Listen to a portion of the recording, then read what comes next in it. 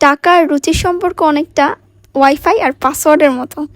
একটার উপস্থিতি আছে বলে আরেকটা থাকবে, এটার কোনো গ্যারান্টি নেই। আর একটু সহজ করে যদি বলি, টাকা দিয়ে আইফোন কেনা যায়, কিন্তু আইফোন হাতে নিয়ে কিভাবে ছবি তুললে দেখতে ভালো লাগে অথবা আইফোনটা কিভাবে ইউজ করতে হয় এই ধারণাটা সবার মধ্যে থাকে না। সো মূল বিষয় যেটা হচ্ছে, টাকা দিয়ে ব্র্যান্ড কেনা যায় কিন্তু রুচি কেনা যায় না। আর নাহলে সবাই গুচি পরে জেন্টলম্যান হয়ে যেত অথবা ডিওর পরে প্রিন্সেস হয়ে যেত।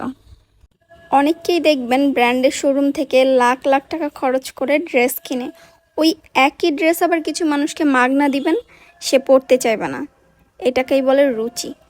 আসলে ড্রেস শুধুমাত্র শরীর ঢাকার জন্য না, ড্রেস একজন মানুষের ব্যক্তিত্ব, রুচি, আত্মসম্মানের পরিচয় বহন করে।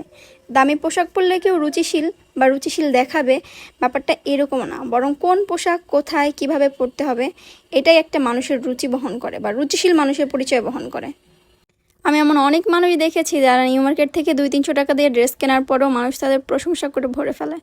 আবার এমন মানুষও দেখছি যারা লাখ লাখ টাকা খরচ করে পিওর ব্র্যান্ড থেকে ড্রেস কেনার পরেও মানুষ তাদের দিকে ফিরেও তাকায় না।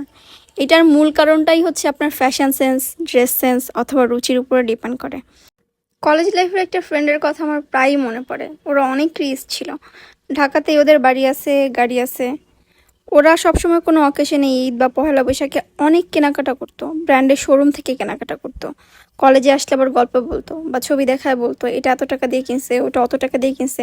ট্রাস্ট মি, ওর ড্রেস আমার কোনো দিনও পছন্দ হয় নাই, ভালোও লাগে নাই। ইভেন আমি অবশ্য ওকে কোনো দিন বলিও নাই। ও দাম বলতো, আমরা শুনতাম, আর আমি হচ্ছে কাস্টমাইজ করে ড্রেস বানাইতাম।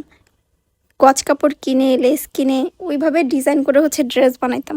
সো কম্পারেটিভলি ওর ড্রেসের থেকে আমার ড্রেসের দাম অনেক কম কম পড়তো বা খরচও অনেক কম পড়তো, কিন্তু আমার ফ্রেন্ড আমাকে অনেক প্রশংসা করতো। ইনফ্যাক্ট আমার ওই friend, I mean rich friend, ও অনেকবার আমার কাছ থেকে ড্রেস নিয়ে পরছে।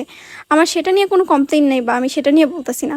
ফ্রেন্ডের ড্রেস ফ্রেন্ড পরতেই পারে, কিন্তু ওই যে বললাম, শুধু ব্র্যান্ড থেকে কাপড় কিনলেই আসলে ক্লাসি হওয়া যায় না বা রুচিশীল হওয়া যায় না। চয়েসেরও একটা ব্যাপার থাকে। এই কথাগুলো আমি আসলে কাউকে ছোট করার জন্য বলতেছি না, জাস্ট কম্পেয়ার করার জন্য বলতেছি যে টাকা আর রুচি দুই জিনিস।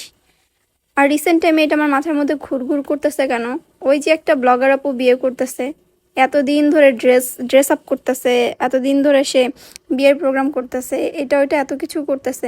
ট্রাস্ট মি, ওনার ভিডিওগুলা যতবার আমার সামনে আসতেছে, আমার ওনার জন্য খুবই আফসোস লাগতেছে যে উনি শুধু টাকাই কামাইছে, আসলে ওনার কোনো রুচি নাই। মানুষজন এত বুলিং করতেছে ওনার ড্রেসের জন্য।